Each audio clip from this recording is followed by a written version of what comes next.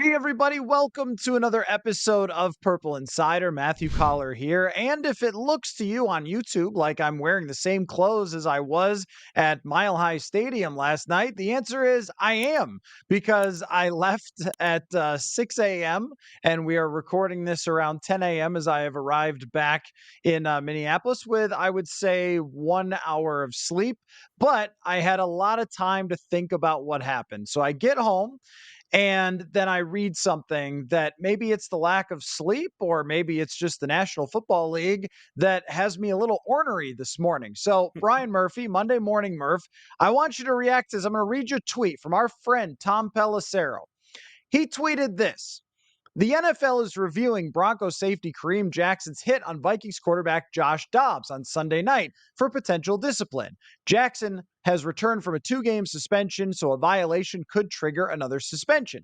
Then he quote tweets it and says, worth noting, this is the type of hit we've seen New York, the command center, eject players for this season, but with no flag thrown on the field, New York isn't allowed to intervene. So, Kareem Jackson illegally hits Josh Dobbs on national television.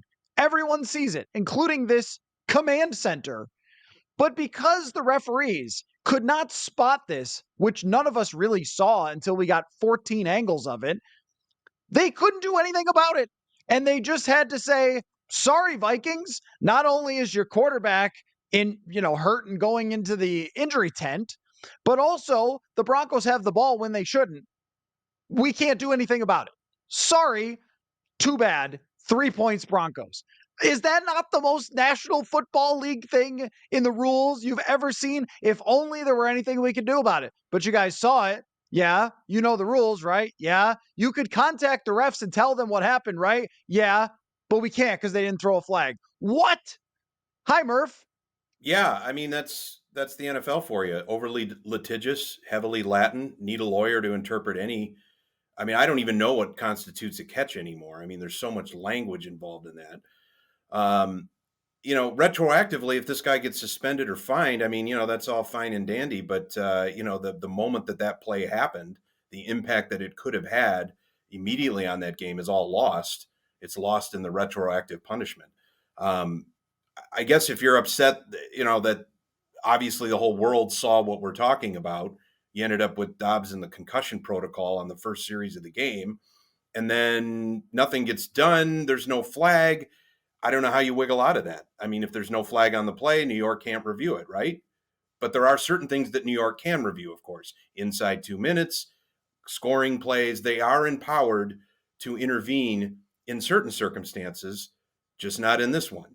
So what you have is, again, we have 50 cameras, all slow mode, especially for the NBC Sunday night game. They can show us to a fraction of an inch, to a blade of grass, whether or not anybody was down by contact, whether a ball was out of bounds, a foot was out of bounds, a ball nose touched the grass before the receiver made the football move to constitute possession, and blah, blah, blah. But they boxed themselves in with so many subsets and sub rules and bullet points. And if there's no flag, there's nothing to review. If it wasn't within the last 2 minutes, New York can do nothing. They can retroactively punish a player who seems to be a bit of a headhunter, but that's not going to impact the game. So, it is typical NFL because it's Monday morning, and we're going to Monday morning chew on this because but for this, but for that, the Vikings would be 7-4, and there's plenty of but fors we can get to.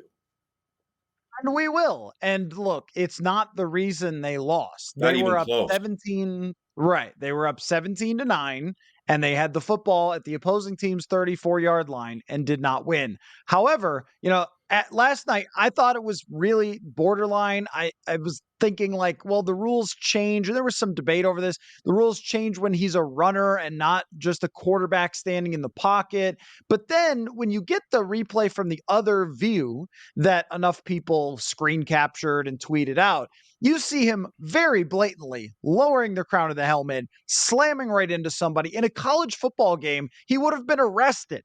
I mean, you see people thrown out of college football games for way less than this. This is somebody who the referees should have had their eyes on anyway. But I totally get it why they would see it from one angle where they might be standing. It looks like to his chest and he just gets popped and the ball comes out, right? That's what I initially thought when I saw it live. There's only one command center that could tell them that that's not what happened. And it seems to me that when you have one game going on and the whole universe is watching, that this would be so easy. And yet, as you said, just like the National Football League, they litigated in you can only help so much if they throw a flag. Now, I don't need the New York Command Center telling me, like you said, hey, that was pass interference or that was holding or we're eye in the sky watching everything. Games would take 77 hours. But how many plays like that are happening in a game? 1, 0? It's not many. These guys have adapted to the rules, and this particular player as well should have been on their radar. But when a play like that happens, it doesn't seem that hard to be able to take care of this. And look, I have never been your team gets screwed by the refs and that sort of thing. And then there's lots of things that they could have done otherwise, like maybe not run that play, because why? But when that happens, I mean, it's just like NFL, help me out here. So I don't know. I don't know where else you want to start. I just saw that tweet and my brain exploded because I can't believe that you're allowed to have a command center that can watch things and fix calls quickly, but can't help you when someone so obviously lowers the crown of their helmet and assaults another player. Well, and if Josh Dobbs had been lost for the game with a concussion at that point, the country would be exploding right now about that. Certainly this market would be as well. As you said, these games would be 8 hours long if they reviewed everything. And that's the modern era that we live in, with X amount of cameras, all high def, all super slow-mo, in the pylons, on the referees' hats, above the play, behind the play, reverse angle. But you're going to find a multitude of felonies and sins committed on every snap. Not all headhunting shots, but as you said, I didn't notice anything in real time. The referees throw flags in real time. There was no flag. The rule is you can't review, especially if he's turned himself into a runner and it's not within the last 2 minutes. And I don't even know what every rule is on what can be reviewed anymore. They change constantly because the technology changes, the scrutiny changes. We're in a situation where, every play could beget any number of problems. The player's history here, and the fact that it was your quarterback, and the fact that it was that point in the game, the fact that he went into a concussion protocol could have blown up the game at that point. It didn't. It's a good talking point now. I don't even know the only way you do that is you say New York can take over everything. And if New York takes over everything, then it's AI. And then next thing you know, they're not even players on the field. So just so that you know, I feel like that there's got to be some level of authority left into the officials' hands, and there's got to be some limitation into what you can and review. And I'm sure they go through this every year. As blatant as this looked, as much of a repeat offender as this safety. I mean, I just wonder, at a certain point, you got to let things happen on the field.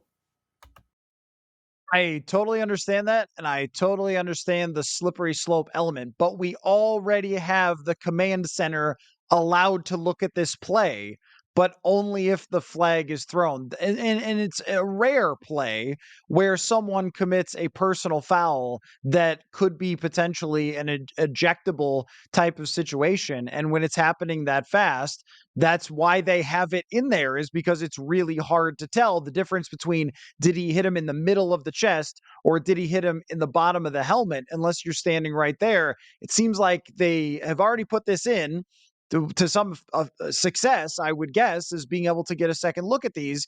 But then when everyone in the entire universe sees it happen, but it can't be called on the field by people whose job it is to correct it already, I just can't understand. So I don't want to spend the whole show on this because there's implications to what happened in the actual game and analysis to get into. I would But say this one, get some sleep and write your congressman, and it'll all be better. Okay, well, I'm not again, not saying that they lost for this reason, but that is a ridiculous operation and that should be changed. They should be able to, if it's going to be one of those lower the crown of the helmet, if it's going to be this type of thing, they should be able to spot it if they're watching it on many instant replay cameras because the referees are simply not capable of being able to see this in real time. All right, what was your reaction to the game, Murph? Folks, we are going all in on prize picks this football season. Every week, we are playing and testing out our skills here on Purple Insider to see if we can predict what numbers players will put up every Sunday. If you haven't heard of it, trust me, you're going to want to check it out. Prize picks is the easiest and best way to play daily fantasy. Instead of battling against thousands of other players and people who spend their entire lives doing fantasy, all you do is pick more or less on between 2 and 6 player stat projections. So, say a quarterback's number is 250.5 yards, go more or less, and bang, you are playing. And you can pick from hundreds of players and numbers this football season. The cool thing is that it's quick and easy and does not cost an arm and a leg. You can turn $10 into 250 just like that. Again, the perfect way to fit it into a busy day. Click, click, and you're playing. This isn't just something that I like. You're going to hear us doing every single week prize picks on the show on Purple Insider. So go to prizepicks.com/purple and use the code PURPLE for a first deposit match up to $100. That's prizepicks.com/purple with the code PURPLE. Daily fantasy sports made easy. I think it was a game that they should have had, and I think it's going to look like a missed opportunity. But I think what we need to keep in mind here is that here's the thing with the Dobbs experiment. This is not going to be a cakewalk. This is not going to be a miracle 15-win run that's going to take them to Vegas in February. This is going to be a work in progress. And what you had here was an opportunity to beat an ascending team now. By the way, the Broncos aren't as bad as they were 3 weeks ago. When we were eyeballing the schedule, Denver looked like it was going to be a walkover. But obviously, Russell Wilson and Sean Payton have gotten their act together. They've won 4 in a row. They're back in the playoff picture. And look, Denver's a tough atmosphere to succeed in. And Russell Wilson has the Vikings number. We've seen that in years past when he was dicing them up in Seattle, always kind of slow playing, always getting them to a point where one drive, one scramble, one play, one throw it in the back of an end zone. And what do you know? Russell Wilson's pulling a rabbit out of the hat. So, it's disappointing because it's an opportunity loss, disappointing because, again, they lost the turnover battle 3-0, which we haven't seen for several weeks. The timely turnovers were bad. They didn't create one of their own. They had a chance with one more defensive stop to hang on to a victory. I mean, they held the Broncos to, 5 field goals up until that point. But this is not going to be easy. This is not going to be a run to the end of the season. They are going to have to scratch and claw to 9, maybe 10 wins. Now now they're on notice. You've got a really bad Chicago team coming into town that looks ripe for the picking, more so than Denver did even 3 weeks ago. I would be disappointed, but there are some things, again, I still like the way the defense is playing. I mean, obviously you didn't have Jordan Hicks in there. That's a major component missing for the first time that they went a whole game without him calling the defensive signals. You had, they still limited him. They still outgained Denver by over 100 yards. They finally got the running game together for 175, I believe it was. Alexander Madison, Ty Chandler. I mean, these guys were making plays and getting, 5 yards a carry. It felt like that looked refreshing, of course, until Madison puts one on the ground. So a lot of things here to be disappointed in, but more, I think, to be circumspect about. This is not going to be an easy task. They are not an elite NFC playoff team. They are going to be a grind it out, get in, see what happens. But if anything, they are entertaining. They are much more entertaining. And the intrigue about Dobbs is only going to build and it's going to morph into different things. You're going to see him make mistakes. You're going to see what he's not capable of. You're going to see what he is capable of. You're going to be reminded, oh, yeah, that's why he's on 7 teams, including 4 in the last calendar year. So as much as everybody wants to don him with a cape and, hand him his weapons and say, go, save the world, it's not going to be that simple. And this was a reminder of that. certainly did look like that was going to be the case when it was 17-9 and they had completed a 29-yard pass to Josh Oliver. He had converted a pass to Brandon Powell for a first down, and then it all comes apart. This is something I was thinking about just on the flight back a little bit, Murph.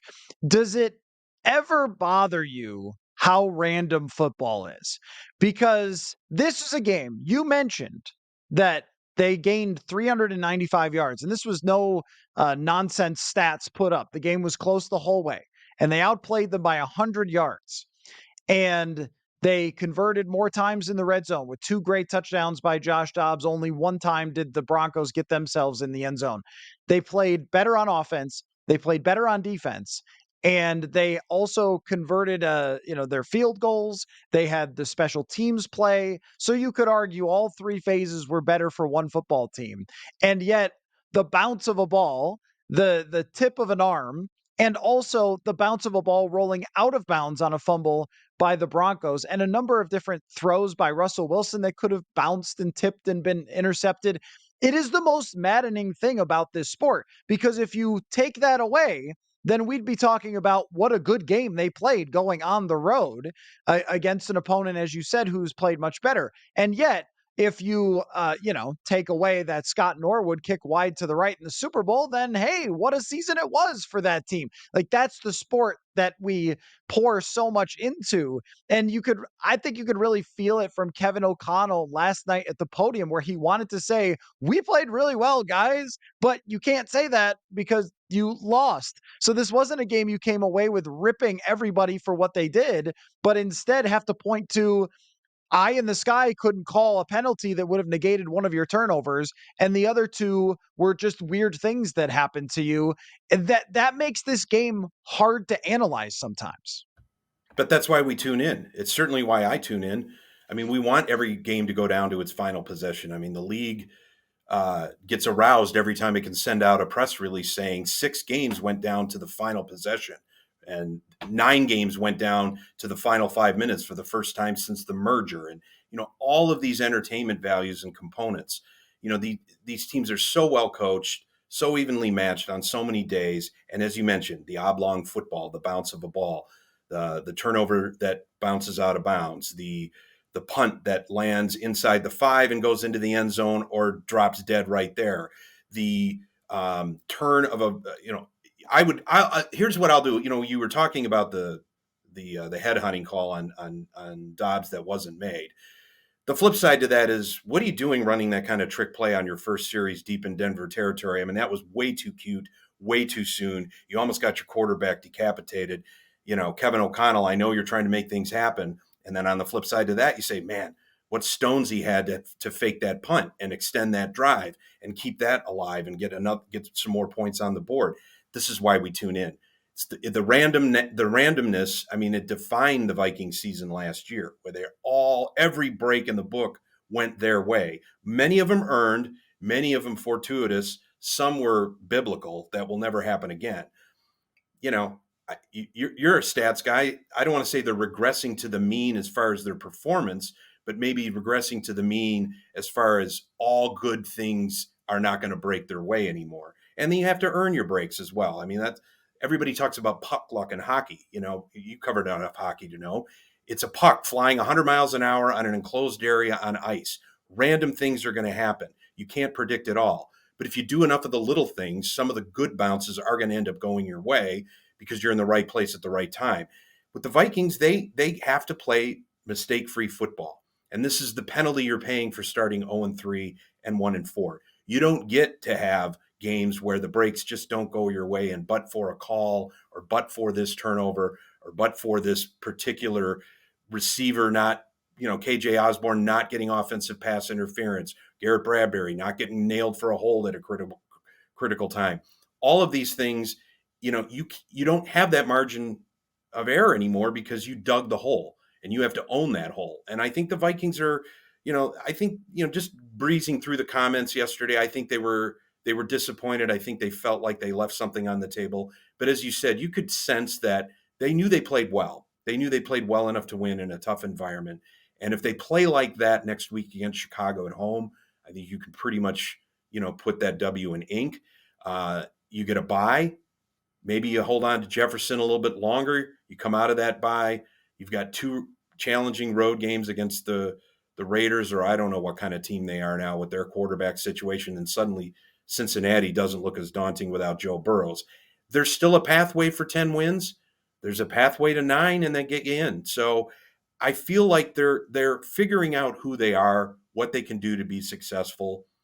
There's not going to be a lot of changing in that. They can maybe, they can get aggressive, they can fake a punt, they can do things here and there to put themselves in positions to come away with wins, but they're going to have to protect the ball, and they're going to have to basically come up with key plays defensively at the end of games. And that's putting a lot on that unit. But Brian Flores has really kind of reshaped this unit into his identity. He even had Wilson guessing a lot with those looks last night. And I feel like, if anything, Dobbs is gonna be who he is with, a little bit of wiggle room on glory and wondrous moments, and head shaking. Is he going to get himself killed? What's he doing back there? All of that is going to be contained on offense. Where they're going to be successful, I think, and make any kind of statement anywhere is going to be defensively. They're getting better. They're not getting healthier, but they found their identity. They found ways to befuddle. And I think this is going to be as much Brian Flores' team going forward as it is Kevin O'Connell and how he can shepherd Dobbs to the finish line here. What you're talking about here of analyzing the game through the bigger picture of how did you actually play on a play-to-play basis, and not the random things that can go your way or not go your way, which includes penalties and includes turnovers, and there's other things that can happen. But that's why we kind of look at metrics. That's what the DVOA metric that people talk about is, the adjusted yards, and were you actually performing better? And if you're actually performing better over a long period of time, the idea is that you'll win. Of course, there isn't a long period of time like in a hockey season where the randomness does even itself out. And if you command the puck more often, if you get more scoring chances over 82 games, then it's going to work out for you. People love BABIP in baseball, or at least they used to, because it was like, well, if you're hitting the ball on the ground, sometimes they field it and sometimes they don't. You don't have a lot of control over that. And sometimes it's lucky, right? Or unlucky. And you can get hot or cold based on that. It is remarkable, though, Murph, how much the pendulum has swung with the Vikings. They start off the season with historic fumble rates, and then it goes back the other way. And in Carolina, they take one back for a touchdown. And in Chicago, they take one back for a touchdown. Even last week, the New Orleans Saints are making some plays. And then Jameis Winston throws you a couple of interceptions that are completely senseless. And that we usually don't talk about those breaks for the team that wins as, oh, yeah, well, that really worked out for you. We only talk about it when they lose and we say, well, they kind of got the bad breaks. I tend to agree with you, though, that the analysis of this game should not be that everybody did everything wrong. It should be that they really missed an opportunity because of some huge mistakes at the worst times they gave up the game. That said, how would you look at this game through the lens of Kevin O'Connell? He has gotten so much praise this year, deserved, from going from 0-3 to where they are now. As you said, still in the driver's seat very much for a playoff spot. But last night, there are a number of things where we could kind of go, I don't know about that, man. The first drive and the pitch to Dobbs, yeah, okay. I think everyone's on the same page about that one. Let's not tell the whole defense to run at the quarterback at the same time on a play, because you might get him hurt or he might fumble. That's not one that I would try again. But there's a lot of other things I think that fans are wondering about when it comes to third down calls that didn't go their way, and maybe some of the overall approach. Didn't see as many play actions from them, last night. It seems to be an ever evolving thing with O'Connell and how we feel like he manages the game and calls the plays. Where did you stand on that last night? Not being such an X's and O's guy, or even somebody who's out there every day, I just feel like he's working with he's working with kind of like a big ball of clay right now with Dobbs. And I think he's trying to figure out at certain points in a game, when can we turn him loose? When is he going to freelance? When can we put him in positions to make, the responsible play? When can we protect him? How does that look? Can we roll him out? Are we going to let him, ad lib as much as he wants? Can we rely on that going forward? I really thought he was dedicated. He's been talking about this for weeks about getting the running game going. And it didn't hurt. It didn't help to lose Cam Akers a couple weeks ago either. But I think that, with Madison's fumbling issues earlier in the season, there might have been a reluctance to really stress that. And if it didn't hit early on, they tended to abandon that, even with Cousins. Well, I think now that's an escape valve. And look, the Broncos were the worst run defense in the league, so it's no secret why they went at it. And when you're getting 5 runs or 5 yards a carry, it felt like, there were drives that were even drives that didn't successfully come up with points, still picked up first downs, still ate a considerable amount of clock, still protected Dobbs. And that's what this is going to be about going forward. How much more are you going to load up with Dobbs week by week, game plan by game plan? How much is he absorbing? How much is he getting overwhelmed? What is he going to be able? They went to Hawkinson a couple times, but it seemed like Denver was all over Hawkinson. So that was a valve that was no longer there. The running game did help Dobbs, but you can still tell. I mean, even to the untrained eye, he's got happy feet back there. This is a guy that is still, in a lot of ways, lost, and for the obvious reasons. So I'm gonna, I want to see how much he's going to keep leaning on the running game. I want to see how much, against a Bears team that is really, I know Fields played a little bit better against Detroit, and they kind of made it competitive in Detroit and made Goff a little uncomfortable at times. But this is obviously a game that they have to have. I want to see how much is he going to feel comfortable turning Dobbs loose a little bit, both with his legs, maybe a bit more downfield. Is Jefferson going to be back? How are they going to manage Jefferson's return? That changes the offense clearly when you have that weapon available. I look at O'Connell like, he wanted to be aggressive and maybe make something happen early on in that series with the pitch that obviously could have ended a lot worse than it did, and it gives you an opportunity to second guess.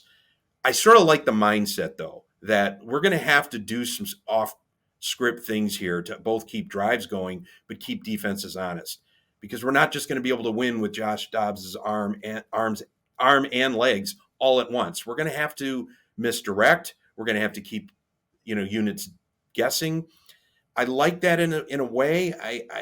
I'm going to, again, every week it's sort of a new experiment for him. How much can Dobbs absorb, not only in the Vikings grand scheme of things, but is what they're going to be trying to do for that opponent. So I'm all for anything that keeps Dobbs upright and feeling comfortable. And however that looks, if it's trick plays, if it's leaning on the running game, if it's trying to get, Oliver in because Hawkinson's been taken away, if Jefferson suddenly is back in the lineup, what are we going to see from Dobbs' arm? I mean, can we see some real downfield passing, or are they going to keep it conservative? That's what I'm watching for, is how he manages Dobbs week to week, how he manages the opponent week to week, and how aggressive he wants to get and when he wants to get aggressive. That's what's intriguing to me. It was very clear to me that the Broncos were not in the business of letting them go downfield. Like, that was the thing that they did not want to do. They were willing to let them run the ball successfully. They were not going to load up the box. They were going to put a couple of safeties deep. And as you said, they were going to try really hard to take away Jordan Addison and to take away TJ Hawkinson. And this was, and of course, it's a winning streak before. But this was the first time where you went, oh, yeah, this is different with Justin Jefferson. And that's how it always works in the NFL. There are certain things you can survive for a couple of weeks. And I remember Rick Spielman one time taking us through, this is even part of the evaluation with players, where it's, can this guy start every single week? Or could we just survive with him for 3 or 4 weeks? This is any position, even a cornerback or something. Or if we have to play this guy, are we screwed? Like, that's the levels of players. It's kind of the level of missing a player too, is Can you survive if you have a weaker part of your schedule without Justin Jefferson? Sure. But can you win all the biggest games without him? Can you have a night where things go wrong and you need somebody to make an unbelievable play and bail you out? Not always, right? Probably not. And as they get him back and integrate him in, this would be the reason not to overreact to this loss. As far as, but I kind of think of like, what is an overreaction to the loss? That's another question. There you go. What would be an overreaction? Because I think if you're saying, oh, actually they played great and we should just pat them on the back, well, I'm not going to go there because they scored 20 points. I mean, and they gave up, a bunch of opportunities for the Broncos to put up more than they did. So if you only scored 20 points, then I can't really give you a whole lot of gold stars for that and say you played a wonderful, incredible game and just got screwed. But what, like, is it an overreaction to say I've got criticisms for that particular game, but my opinion has not really changed since before that? In fact, I kind of thought they might lose like this. I mean, I don't know. You tell me, what's an overreaction? Well, an overreaction would be they lost to a Denver team that they should have defeated, and that could have been a reaction we had 3 weeks ago. But as we said at the top, I mean, this is not the same Denver team. This is Russell Wilson finding his way and finding his rhythm with Sean Payton. This is a more difficult team. I would say an overreaction would be never hand off the ball to Alexander Madison. Again, clearly he can't solve his fumble issues. He's a disaster. That would be an overreaction as well. I don't think this game is really warranted for overreactions, because I think, yeah, you could say, well, if they score 20 points, they're never going to beat anybody. Well, on any particular week, they might be able to. It doesn't give you a lot of confidence, though, playing meaningful games against Detroit at the end of the season, or even a meaningful playoff game in January. They're not going to win scoring 20 points. We get that. But as where they're at with Dobbs, where they're at as a team since losing Cousins and Jefferson, where they're at as an overall operation and mindset and identity since they were 0-3, since they were 1-4, this is a completely different team. This is almost like a team that's still finding itself. I think it's discovered who it is defensively under Flores, and that seems to be working well. But they're still without Jordan Hicks for at least the next 3 games. And that was a serious injury he suffered. The guy underwent surgery for a major injury that you normally get in car wrecks. So it's not like you can just brush that off as, oh, he'll be back and he'll be back to normal. Maybe not. You had to go get Anthony Barr off the street just to plug that gap. I think they are who they are defensively. We don't know who they're going to be week to week, because the Dobbs experiment is a rarity in this league, and it offers excitement, but they're going to have to be able to, if not win the turnover battle, break even in the turnover battle, because you can't go 0-3 on the road in turnovers and expect to win any kind of game against any opponent, or even at home for that matter. I just want to see, are they going to, how diverse are they going to be with running, with throwing? When does Jefferson get back? When does Dobbs get unleashed to start looking downfield a little bit more? Is it because if the defense takes it away, we're not even going to risk having him open it up, because we still know he's not, he's still got some rust. He's still got the schemes of 6 different teams rattling around in his brain. We can't put the game in his hands every series, because he's not prepared for that, nor should he be. We can put the game in his hands at the end when we need it, but you're going to see what happened at Mile High. I mean, he was under pressure. They decided, look, we're going to send the house. Let's see what he can do. And he wasn't able to beat the blitz. The line wasn't able to hold up at that particular moment. And that's, I think, what you're going to see going forward. He's going to improve in certain areas. He's going to make wonderful things happen at interesting times. But, the totality of his work is still going to be a work in progress, week to week, series by series.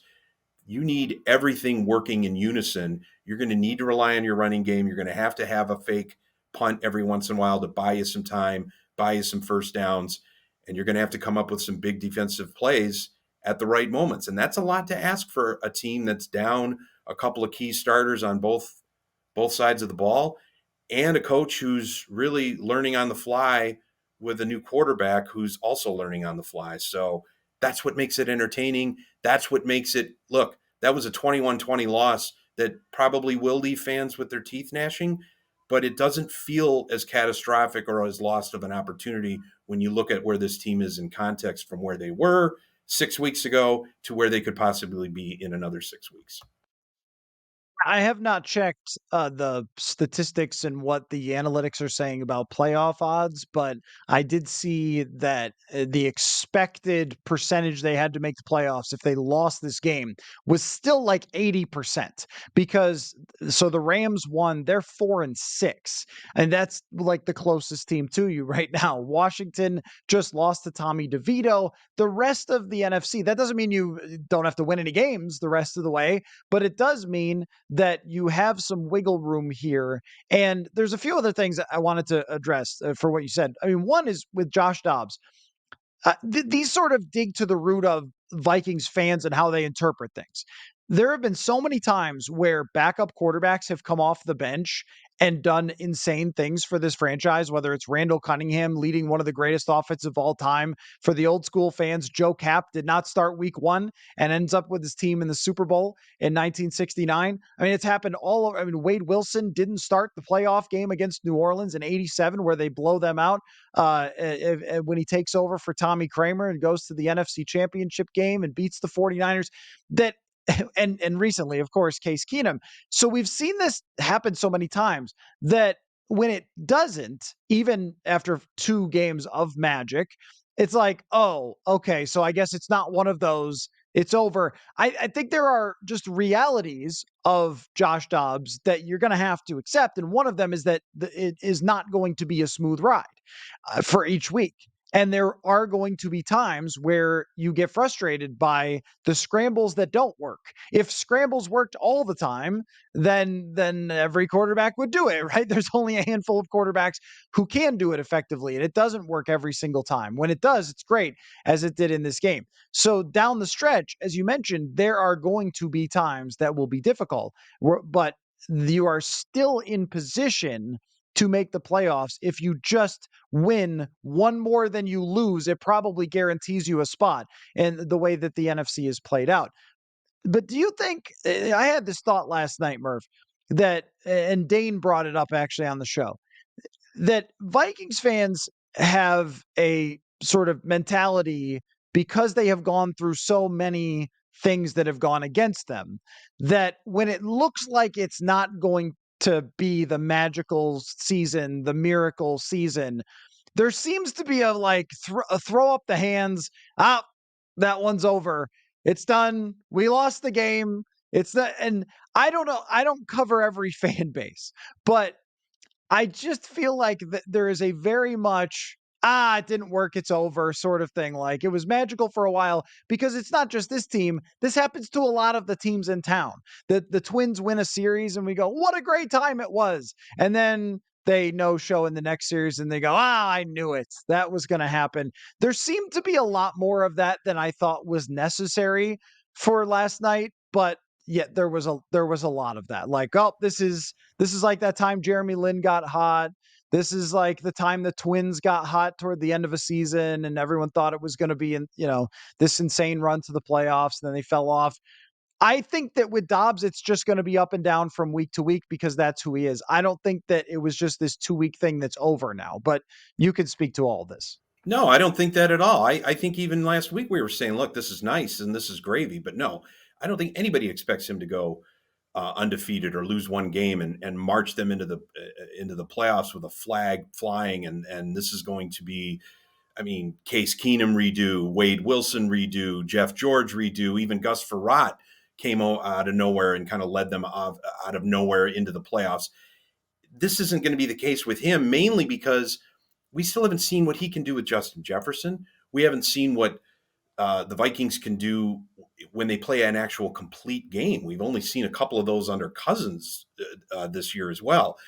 I think it's just fans being defensive. It's a defense mechanism, essentially. I'm not going to lay my heart on the line and have it stomped as it usually does. And I think that's prudent because I don't really feel like, a 9-8 or 10-7 Josh Dobbs led team is really going to do much. But what it's going to do is at least create intrigue as to whether he could be a long-term solution at quarterback. It could show what he can do when he has a full complement of weapons, when he has 6, 7, 8 weeks of game planning, familiarity with him, you can really have a larger sample size and a larger first impression than what we've had so far. Everything's been a fire drill right now. It's still a fire drill for him. I mean, so it's there's a long way to judge this. So I would go into it cautiously optimistic and enjoy the entertainment value, not thinking Josh Dobbs is going to be the savior we've been waiting 60 plus years for. I don't think that's fair to put him in that position. I don't think it's realistic as well. I don't think, no, Mike Zimmer never thought Case Keenum was the answer. He never let him do a press conference. So I don't feel like, Dobbs should be put on that pedestal. And I think fans shouldn't give up on the season, but they should give up on the notion that this is going to be a cakewalk. So that's kind of where I'm at is, look, it's going to be week to week. It's going to be incremental progress, some regression, but I think it's going to be entertaining to watch. And it opens up a whole new way to look at the franchise and where it's going with this position, but also with this defensive coordinator. I mean, if he keeps this up, he's probably, as long as his litigation is resolved, Brian Flores is going to be probably a top head coaching candidate come this offseason. So, how important would it be to retain him? What's it going to be? How is O'Connell going to manage not the joyride he had last year, but the week-to-week struggle it's going to be to get to the postseason? They got 2 of those last 3 games against the Detroit Lions. We've been looking at them all season as like, yeah, that's probably where the division's going to come down. Well, I think it's going to come down to whether the Vikings can even get in and how are they going to perform against an elite NFC team heading into January, because they may end up facing Detroit again in the playoffs, or a Philadelphia, San Francisco, or Dallas. That's going to be a nice litmus test at the end of the year. Can they compete with one of the NFC's elite and take some momentum? So all of these things are worth watching. They're not worth giving up on, but I think it would have been unrealistic to think that Josh Dobbs was going to be a miracle worker from here to January. Feels to me like there is a wide range of outcomes here. And one of them is that they steamroll the next few opponents, of which you take a look at the schedule, that is very plausible. Or Josh Dobbs does struggle more. And by the way, I did want to say, I don't think he had a bad game. I thought that if you're asking him to lead the game-winning drive, that's a big ask for where he's at right now. If you're expecting him not to make some crazy throws that could be picked off, well, that's who he's always been.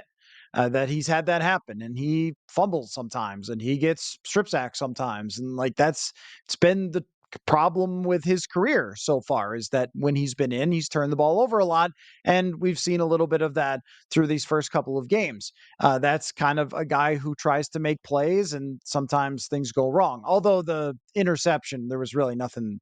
I think anybody throws that interception because the linebacker comes through and hits his arm. But overall, I thought he played a good enough game to win and was right in position to win. So it's not, in my mind, like Josh Dobbs became a different person and fell off the face of the earth. It says to me how tight the margins will probably be the rest of the way. And if you win these games that are going to be close, I'm sure some of them, and you have a chance to be scary by the end, because this could look different by the end by quite a bit than it does now. They also have a bye at what seems like a fortuitous time because of Jefferson's health, potentially, as you mentioned, Jordan Hicks, and then just having time to look at the offense and a sample size of Dobbs and say, what do we have here? Where can Jefferson fit in? How is this going to look down the stretch? So in my mind, this hasn't changed really at all from what we were saying coming out of the Saints game, except for you really should have had that one. Other than that, that's really kind of what I got. So final thought from you, Murph, just on where we think, because I like to take your temperature at the end of each podcast, where you think they end up final record wise after seeing what we saw last night. I leaned into 10-7 last week. I was kind of counting on this as being a victory. So I think it's 10-7 asterisk, more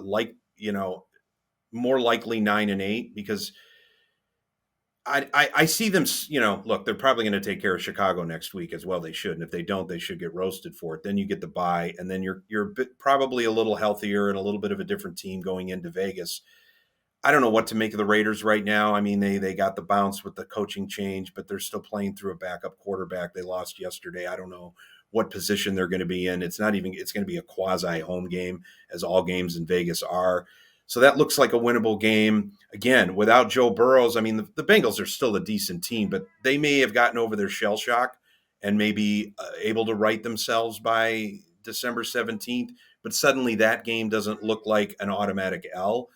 I want to see how they do against Detroit. I mean, Detroit is now one of the elite teams in the NFC, not just an NFC North contender. You've got two opportunities, the first one at home. You got Green Bay in between. You know, there's three more wins in there. The question is, can they get the fourth? And I think the fourth win is probably a one win against Detroit. And what does that do to position you going into the playoffs? I think you need to, I think you need to have sort of a signature win against Detroit because that's the standard bearer in the division right now. So I'm going to say 10 and I'm still going to stay 10-7, but I'm putting an asterisk by it now after last night, but certainly attainable. And I don't think 9-8 is all that bad if they can, it seems like they've got a cushion below them in the wild card race. And you're going to have you're going to have a much different Josh Dobbs, should have a much healthier team, although injuries could happen in the interim.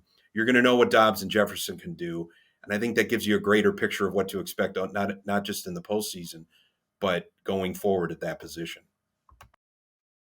Somebody pointed out on the show, I forget, an email, DM, whoever said this to me, you're very smart, but I'm sorry, I forgot who you are, that this more than any other year has been each week seems to push how we feel about the team, about the future of the organization, about everybody involved more than maybe any other year because of how much is at stake with the future of the quarterback position and just the uncertainty that is going on there, and also just in general how strong of a team they actually are because they were capable of starting out 0-3 and then they get going and we assume that the going version is who they are and not the 0-3, but we saw the 0-3 style kind of come back last night. And I imagine it will be a smattering of both as we go forward.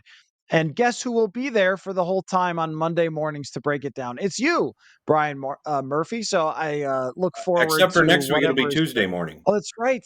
Tuesday morning Murph is not as catchy. So we'll still call it Monday morning Murph, even The though it's Tuesday Tuesday. edition. But look forward to it then. Well, thanks for your time as always, Murph. And we will talk again soon, sir. All Thank you. right. Happy Thanksgiving, everyone.